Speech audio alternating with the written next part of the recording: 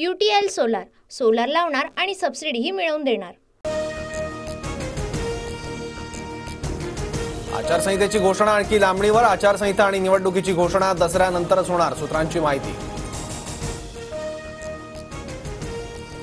26 नोव्हेंबरपूर्वी नवी विधानसभा आणावीच लागेल। दसऱ्यापूर्वी जागा वाटपाचं चित्र स्पष्ट होईल, संजय राऊतांची माहिती।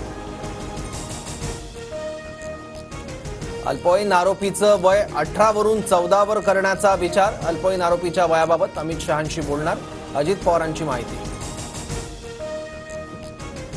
पुण्यात स्कूल बसमध्ये 2 चिमुकलींवर चालकाकडून अत्याचार घडलेल्या प्रकरणाची माहिती घेऊन दोषींवर कडक कारवाई करणार, अजित पवारांची प्रतिक्रिया। पुण्यातील घटना हादरवून टाकणारी, राज्यात कायदा सुव्यवस्था अस्तित्वात नाही, सुषमा अंधारेंची सरकारवर टीका।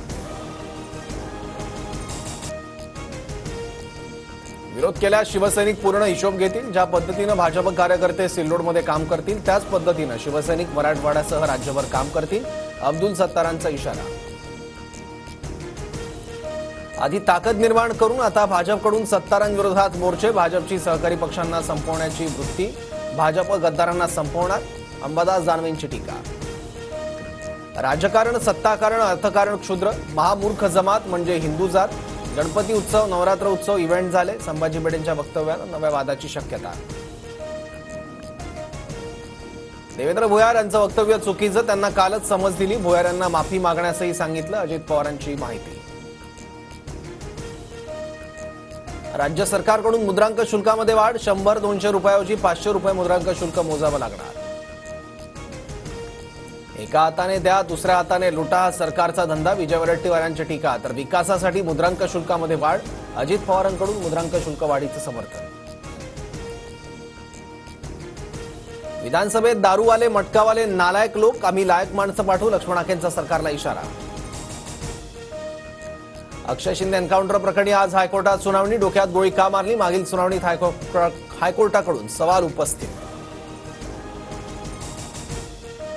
शिंदेंच्या भेटीला गेलेले आदिवासी समाजाचे आमदार नाराज, दुपारी 3 वाजल्यापासून रात्री 10:30 पर्यंत आमदार वेटिंगवर, आदिवासी समाजाचे आमदार आक्रमक भूमिका घेण्याच्या पावित्र्यात।